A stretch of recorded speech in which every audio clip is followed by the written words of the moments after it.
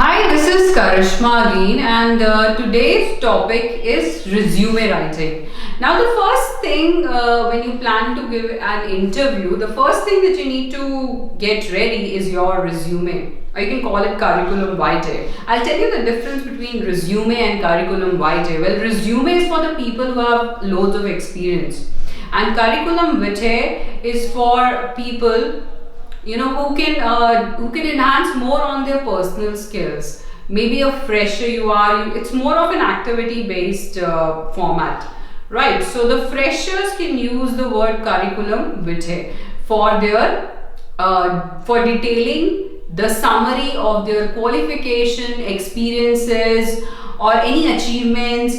So you have to list all these things in a Microsoft Word, and then you definitely are ready for the interview, right? Now, please don't write it in written format because that doesn't make a good impression. Please type it. And the format that I have over here is a very basic one, but I will be giving more formats and a more valid one in the Microsoft Word format in the course itself.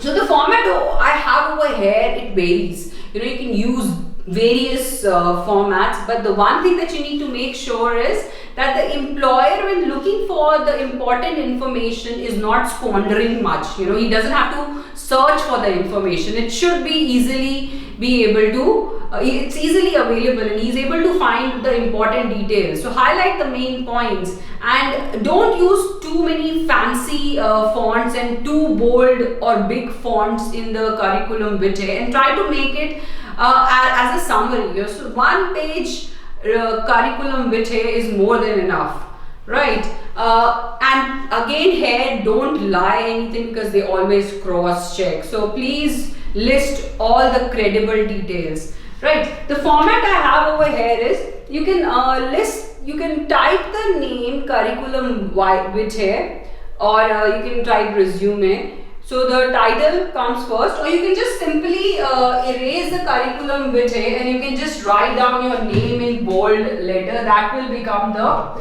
title of your curriculum vitae. So you do not need to use curriculum vitae as a title. So please put the important things in bold, right, and capital, right? So if that becomes your important point, so you can put this name in bold, and then you can mention your address, city, phone number, your email address below it, right?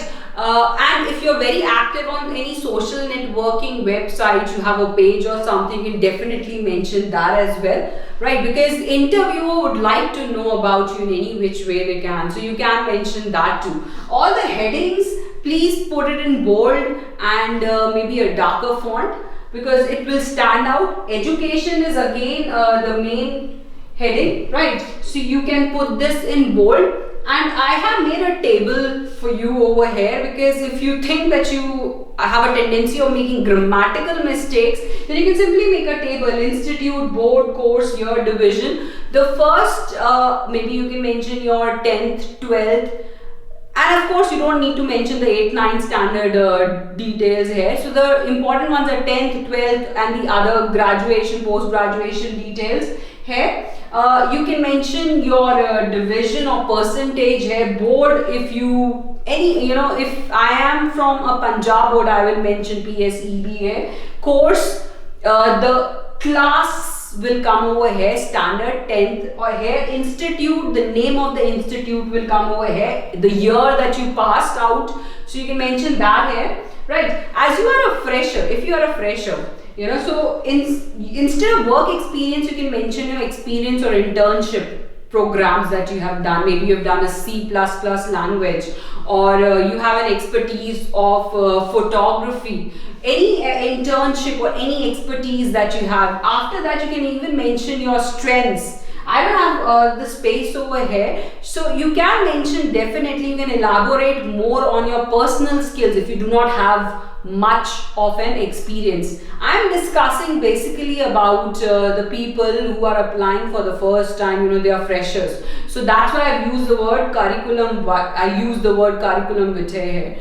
Right, so you can even mention your internship, your the personal skills that you have that will make you stand out, strengths, or any maybe you have handled responsibilities, you've done something valuable in the assembly of your school, any courses, any programs, or any skill that you have that make you stand out, please do mention that. Then you can mention interest or hobbies. If you want, that will be the end of your resume writing. There are people who do mention personal details after it, like their date of birth, their father's name, mother's name. Well, that is not required in the recent resumes. They don't ask for it, and neither should you provide these particular details in the curriculum vitae, right? And there are people who put up a snap as well. That is also not required. You can simply you make your resume without a photograph of yourself.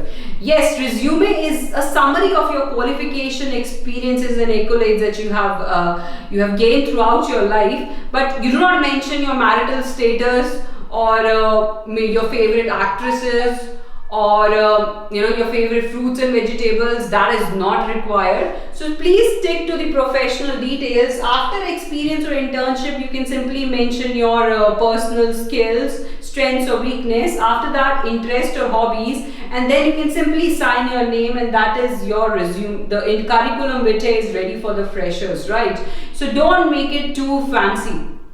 Okay, so and the people who have experience, yes, definitely you can exceed your resume from 1 to 2 pages, and do mention the important details first, right? Your work experience first. Here I have mentioned education first. Why? Because the fresher doesn't have the work experience, so for him these details are important. If you have work experience, you can mention your work experience first, and then the educational qualification later on, right? So do make those changes accordingly.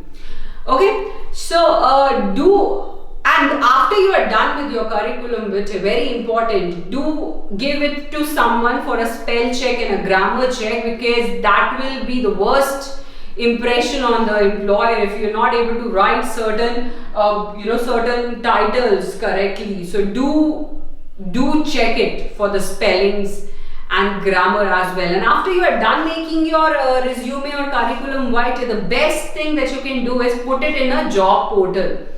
Upload it in a job portal, because that is the most convenient way these days. There are various job portals. We have Naukri.com, we have Monster.com, we have LinkedIn, right? So because you don't need a consultancy to help you find a job, you can just mention your right skill set, and they will help you, give you the job alerts, and you can just you can go for any job alert that is suitable for you, and you can ignore the rest. Right, but make sure that you give the right number in the job portals. The job portals are very easy to make. Once you will type in www.monster.com or www.linkit.com, they'll guide you through. They'll help you. They'll just take your hand. In fact, and it's like taking your hand and then helping you throughout.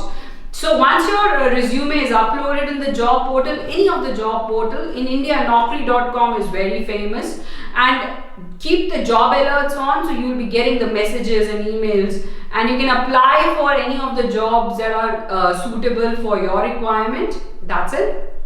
And your work is almost done. You're almost ready for applying. You're getting a job. You're very close to getting a job, in fact. Thank you.